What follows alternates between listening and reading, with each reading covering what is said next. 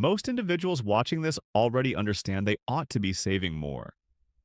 That is not what this video covers. This is about 10 snares that strike millennial households in their 40s, even when they have been doing everything correctly. And the most damaging ones are not the apparent ones. Nobody is discussing snare number 5. And by the time I arrive there, you're going to want to re-examine every single financial assumption you have ever held about your retirement.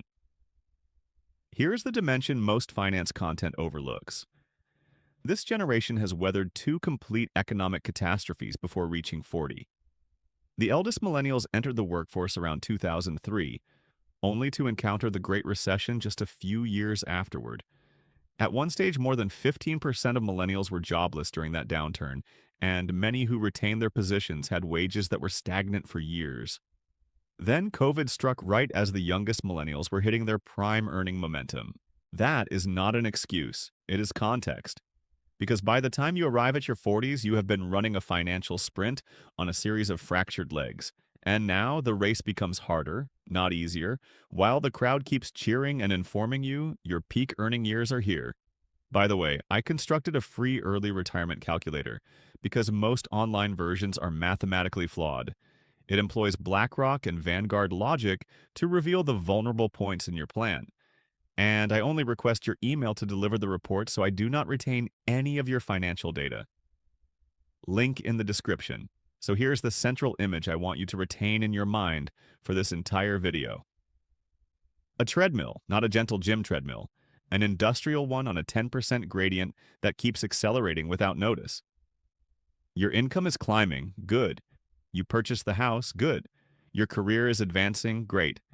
But the treadmill got swifter. The cost of one parent's care increased. Your children's tuition increased. Your insurance premiums increased. Your property taxes increased. Every snare in this list is another anonymous hand pressing the speed button. And the cruelest aspect of the treadmill metaphor is that from the outside you appear fine. You are still moving. You are just not progressing anywhere. In a few minutes, I am going to demonstrate what the sandwich generation actually costs a 40-year-old in real dollars. And the figure is going to be greater than most people spend on their children's college tuition. But first, let me begin somewhere most financial content never begins. Not with a savings shortfall, but with a mechanism quietly consuming your savings from inside your plan. Right now, here is snare number 1. And it is not about what you contribute. It is about what gets extracted from you automatically, invisibly, every single year you remain invested. The U.S. Department of Labor stated it plainly. A 1% difference in fees will diminish your retirement account balance by 28% at retirement. Not 1% less, 28% less. Consider what that signifies in your actual dollars. According to a Q4 2025 report from Fidelity, the average millennial 401k balance is $83,700. If you are 40 years old with $83,700 in a plan, charging 1.5% in combined fund expense ratios, which is completely typical and often invisible, versus a plan with 0.5%, which is attainable with index funds, you will retire with roughly $180,000 less. That is not a rounding error. That is a car, a boat, and 4 years of tuition. Here is where it becomes truly fascinating. Most millennials inside employer-sponsored plans have no clue what their expense ratios are. None. They selected a fund by its name, its 5-star Morningstar rating, or because their HR representative pointed at it during onboarding. I did the identical thing in my first business. It took my accountant about 45 seconds to inform me I was in a plan charging 1% when identical index exposure was available at 0.3% inside the same plan. Over 30 years, a 1% fee drag on $200,000 costs you $170,000 in lost compounding. The treadmill got swifter and you are paying for the electricity. What is the remedy? 12 minutes. Log into your plan. Find the Fund Details tab. Look for the expense ratio column. If any figure is above 0.5%, check whether a comparable index fund exists inside the same plan. In most corporate plans, it does. You switch. You set it. You never consider it again. That 12-minute decision is worth more per hour than any side hustle you could undertake. Now, the benchmark problem, and this is where people's minds tend to fracture, so stay with me. Fidelity suggests having about 3 times your annual salary saved by 40. With median millennial household income around $71,000, a 40-year-old millennial should have roughly $213,000 saved. Vanguard's median for the 35 to 44 age group was just $30,958, meaning half the generation possesses less than $40,000 saved at the precise moment the benchmark demands $213,000. That is not a modest shortfall. That is a structural problem. But here's the snare inside the snare. You think the problem is the $173,000 gap. It is not. The actual problem at retirement is closer to $700,000 because of compounding. $39,000 growing at 7% annually for 25 years becomes roughly $212,000. $213,000 at the same rate becomes roughly $1,156,000. You do not lose $170,000, you lose nearly $1 million of retirement wealth because of a gap that existed at 40. The treadmill does not just accelerate, it multiplies. And here's the reality nobody clarifies about being behind at 40 versus being behind at 30. At 30, one extra decade of compounding can close almost any gap. At 40, you are in the final 25-year sprint. Every year of delay now compounds against you. It is asymmetric and it is unforgiving.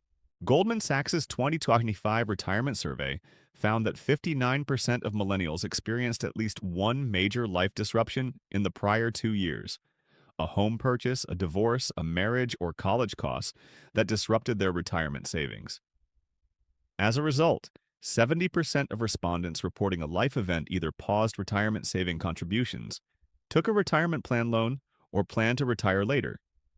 That is the snare. Not one catastrophic decision, a perfectly rational human sequence of decisions that adds up arithmetically to a catastrophe. Now here's the behavioral reversal. You think the problem is that you are not saving enough. The actual problem is that your expenses are structurally engineered to grow faster than your income. And no amount of individual discipline can outpace a design flaw in the system you are living inside. Which brings us to snare number 2, the lifestyle velocity squeeze.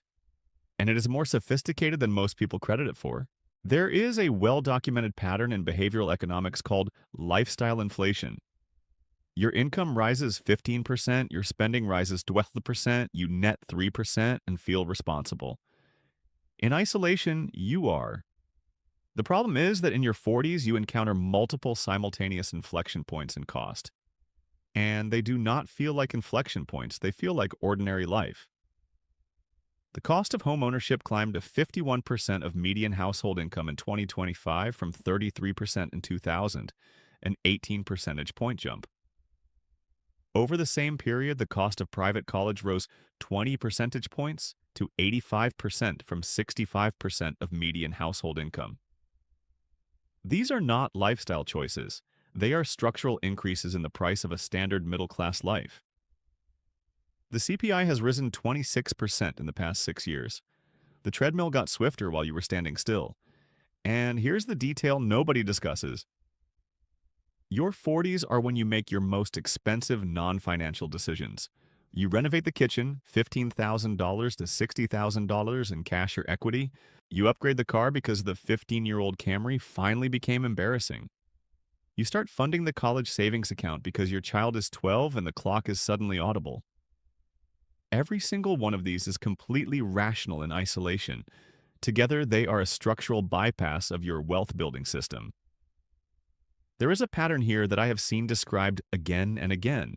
Think of a physician named Andrew, completely fictional composite of a very recognizable archetype. He earns $260,000 a year at 43.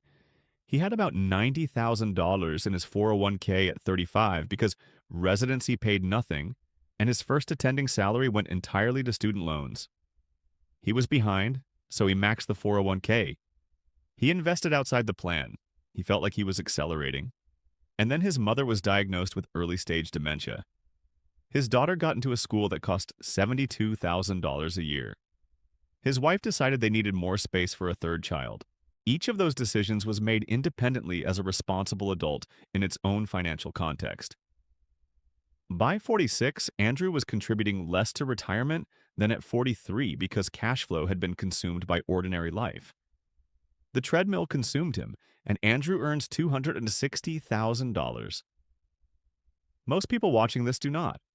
By the way, hit subscribe if you appreciate the content, otherwise YouTube's algorithm may never display my videos again. And we are about to enter the snare that strikes 54% of people in their 40s, and the dollar amounts involved are genuinely startling. Snare number 3, the sandwich press. More than half of Americans in their 40s, 54%, have a living parent aged 65 or older and are either raising a child younger than 18 or have an adult child they are helping financially. More than half. And the financial pressure is intensifying. The share of Americans who identify as part of the sandwich generation, who say they are financially drained by parental caregiving, has increased over the past 3 years, with 69% reporting financial pressure, up from 64% in 2022. Now, let me provide you the figures nobody puts in the same sentence. According to Genworth's Cost of Care survey, the median annual cost for a private room in a nursing home in the United States is over $116,000. Even in-home care can cost upwards of $75,000 per year. If your parent does not have long-term care insurance, and statistically they do not, that cost falls to family, which means it falls to you. That is not a medical expense. That is a structural financial event that has nothing to do with your income, your savings rate, or your financial plan. Here is the psychological dimension that makes this particularly brutal. Nobody budgets for it. You budget for your mortgage, your car payment, your vacation. Nobody puts mom's dementia care year 1 through 7 on a spreadsheet. It arrives as a surprise, and by the time it arrives, you are in the middle of what should be your peak compounding years. So I will just, manage it with the spare bedroom and some meal preparation. Yes, 69% of people in this exact situation say that. $78,000 later, the spare bedroom has a hospital bed in it. And here's the statistic that I find genuinely unsettling. More than half, 57% of sandwich generation caregivers said they have had to choose between their career and caring for their parents. More than double the 26% reported among adults overall. You are not just spending the money, you are also losing the income. The treadmill did not just accelerate. Someone removed 2 of the guardrails. Many caregivers spend an average of 50 hours per week on caregiving duties, essentially a second full-time job. Except this one pays nothing, offers no 401k match, and actively costs you compounding time. Now, let me introduce someone I'm going to return to. Call him Marcus. 44 years old, software engineering manager in the Pacific Northwest. Makes solid money, $142,000 a year, has a house with decent equity. His 401k is better than average, but his mother moved in 2 years ago after hip surgery that was described as temporary. It is not temporary. We will return to Marcus. This is where it becomes truly interesting. Snare number 4, and this one requires me to alter your mental model about something that appears harmless. You think the problem with borrowing from your 401k is the interest rate. The actual problem is everything that occurs around the interest rate. Loan use from retirement accounts rose for the 3rd consecutive year in 2025. 26% of workers reduced their individual contributions that same year. Here's why that combination is a death spiral. You take a loan from your 401k, let us say $40,000 for a home renovation or a medical event. You tell yourself you will pay it back, and the interest you pay goes back to yourself. So it is basically free. That is the version the plan administrator implies. Here is the version they omit. While your $40,000 is outside the market as a loan, it is not compounding. That $40,000 at 7% over 10 years would have become $78,700, and you do not receive that. The interest you pay back to yourself is earned with after-tax dollars, and then when you withdraw the money in retirement, it gets taxed again as ordinary income. You have effectively paid double tax on the repaid interest. And if you leave your employer before the loan is fully repaid, which happens to a significant share of plan participants within 5 years, the entire outstanding balance becomes a taxable distribution. If you are under 59 and a half, you owe ordinary income tax plus a 10% early withdrawal penalty on the full outstanding balance, meaning the $40,000 loan could trigger a $12,000 to $15,000 tax bill in the year you least anticipate it. Most people who take 401k loans are not irresponsible. They are the people financially disciplined enough to have a balance large enough to borrow against. They are not broke. They are caught in the gap between income and the structural cost acceleration of midlife. And the 401k loan becomes the escape valve. Convenient, quick, no credit check, no hard inquiry. The snare looks like a solution. Now, I need you to stop thinking about individual snares and start thinking about a system, because snare number 5 is not a personal finance snare. It is a policy snare. And it lands on you whether you have made every correct individual decision or not. But here is what nobody is revealing to you about it. Stay with me, because this next segment changes the math on everything else I have said. Social Security's actuaries estimate the Old Age and Survivors Insurance Trust Fund will be depleted by Q1 2033, about 7 years from now. When the trust fund is depleted, automatic benefit cuts of 17 to 23% kick in unless Congress acts. Not could kick in. The statute requires it. Social Security will exist. The program collects payroll taxes indefinitely, but the check is almost certainly smaller than what the current projection shows. Now, here is why this matters specifically for millennials in their 40s. If you were born in 1985, you become eligible for full Social Security at approximately age 67 in 2052, 19 years after the projected trust fund depletion. You are constructing a retirement plan around a benefit that the actuaries themselves project will be reduced. And the default calculator on most banking websites uses the full projected benefit. Vanguard's 2025 data projects that only 42% of millennials will maintain their current standard of living in retirement. 42%. Meaning, if you are watching this with two friends who have similar incomes and savings, one of you statistically does not maintain your lifestyle, and nobody informed you at the start of the race. The practical implication: your personal savings need to replace not 40% of pre-retirement income, the historical Social Security assumption, but 60 to 70%. Americans think the magic number for a comfortable retirement is $1.46 million, according to Northwestern Mutual's 2026 Planning in Progress study. With a reduced Social Security benefit, that number almost certainly needs to increase higher. But the number most millennial retirement plans are using is calibrated for full benefits. The treadmill got swifter and the finish line just shifted. Here is the sardonic part. The prescription for this is not thrilling. It is not a trending stock. It is contributing more earlier to tax-advantaged accounts. Boring, repeatable, passive. The people in the strongest position right now are not the ones who discovered the right crypto trade or the right sector wager. They are the ones who established an automatic contribution in 2015 and never touched it. Let me return to Marcus for a second. Marcus knows about the Social Security situation vaguely. He has thought about it the way you think about your car needing a new timing belt eventually. You know it is coming. You are just not addressing it today.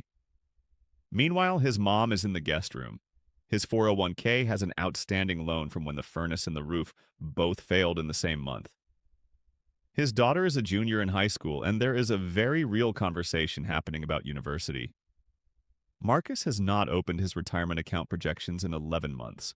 The math is stacking in a direction he has not examined directly. We will resolve his situation at the conclusion. Now let us discuss snare number 6, and this one is specifically a 40s snare. It does not manifest in your 30s with nearly the same intensity.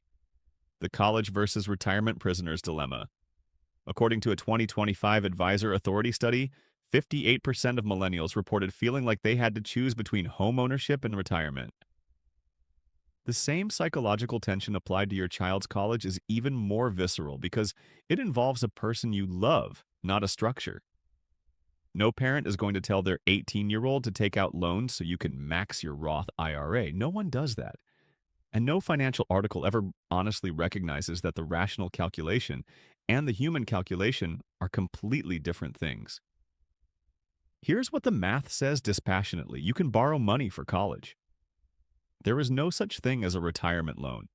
A parent who diverts $300 a month from their 401k into a 529 plan at age 42 does not lose $300 a month. At 7% over 23 years, they lose roughly $2,200 per month in potential retirement income using a 4% withdrawal rate. That is the arithmetic version of the trade-off. The human version is that you want your child to graduate without $150,000 in debt, which is one of the most comprehensible parental instincts on earth. I am not telling you not to fund the 529. I am telling you that when you are choosing, the trade-off is not $300 a month. It is a structural blow to your retirement that compounds silently for 2 decades. Private college tuition went from 65% to 85% of median household income over the past 25 years. If you had your child at 35 and they start college at 18, you are 53 years old when the first tuition check clears, right in the middle of the final sprint, where every 401k dollar should be accelerating, not decelerating, because your window to retirement is now inside 12 years. Snare number 7, the home equity illusion. There is a narrative that cycles through millennial financial discussions like folklore. Real estate always appreciates, so the equity in my house is essentially my retirement plan. I understand the reasoning. Housing prices have been extraordinary in the past 15 years. But there are 3 structural problems with this thinking that become acutely visible specifically in your 40s. 1. Your house is not liquid. It is not accessible without selling where you also have to reside or borrowing against it, which converts equity back into debt. 2. The cost of maintaining a home accelerates dramatically in your 40s. The roof that was 10 years old when you purchased it is now 25 years old. The HVAC is failing. The water heater is expiring. The original windows are leaking heat. Homeowners in midlife spend on average 1 to 2% of their home's value annually on maintenance.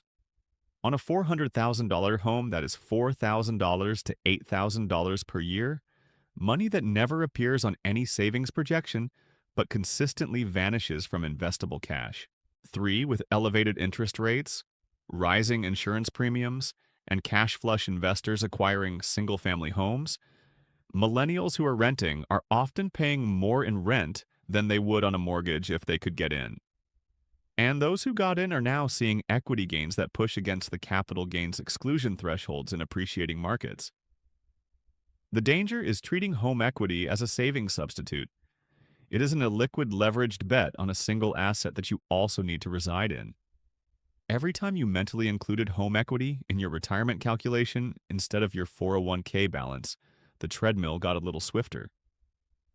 Snare number 8, the disability insurance blind spot. And this might be the most consequential snare on this entire list, specifically because virtually nobody discusses it. The standard financial conversation is about life insurance. You need enough to replace your income if you pass away. Fine, but here is the figure that reframes everything.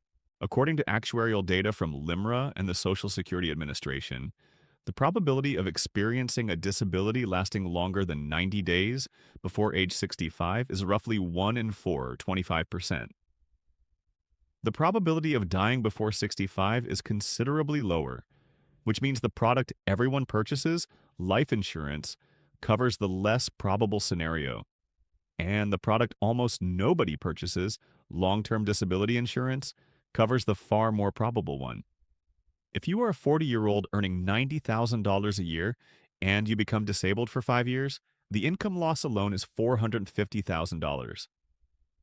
Plus, you have stopped contributing to retirement for 5 years, which at 7% compounding costs another $150,000 to $200,000 in projected retirement wealth. That is $600,000 of financial damage from a single health event. Most employer short-term disability covers 60 to 70% of income for 90 to 180 days. After that, on most plans, you are on your own. Historical data from Vanguard illustrates that the non-housing debt burden for millennials at ages 35 to 38 was approximately double that carried by baby boomers at the same life stage. If you are carrying that debt load and lose 60% of income for a year, you do not pause. You go backward in ways that take 5 years to recover from, if ever. An individual long-term disability policy covering 60% of gross income to age 65 costs roughly 2 to 4% of gross salary in annual premiums, depending on your occupation and health history. For someone earning $90,000, that is $1,800 to $3,600 per year. For business owners, premiums can be structured as a deductible business expense. For employees, premiums are not deductible, but benefits when you receive them are tax-free. An important distinction when comparing policy options. Nobody purchases it because it is boring. It does not feel urgent. And the scenario you are insuring against, being unable to work for years, does not fit how you think about your own future until it does. Snare number 9, the peak earnings phantom. Here is a belief that is simultaneously true and hazardous. Millennials in their 40s are entering peak earnings years. Millennials born 1981 to 1996 are now in their peak earning years. And median earnings for 45 to 54-year-olds are the highest of any age bracket in Bureau of Labor Statistics data. Also true. And here's the hazardous part. Peak earnings alone will not rescue a 15-year savings deficit in a 10-year sprint. The math does not function. Let me demonstrate. You have $83,700 saved at 40, the actual Fidelity average. You need $1.46 million by 65. That is 25 years. At 7% annual return, your existing balance grows to roughly $454,000 without additional contributions. You need to close a gap of just over $1 million through contributions alone. To accomplish that at 7% over 25 years, you need to contribute approximately $14,900 per year consistently without interruption for a quarter century. That is achievable at higher incomes, but it requires zero interruptions. No 401k loan, no contribution pause, no year where a major life event redirects cash flow. 70% of respondents who experienced even one major life event either paused contributions, took a retirement plan loan, or plan to retire later. You will almost certainly experience at least one major life event in the next 25 years. So the model fractures. Peak earnings will save me is not a financial plan. It is an optimistic assumption wearing a suit. And then there's the tax bracket snare that sits underneath peak earnings like a landmine. You earn more in your 40s, which is also when the mortgage interest deduction contracts, because you have paid off enough principal that the interest component is smaller. The child tax credit phases out as children age out of eligibility.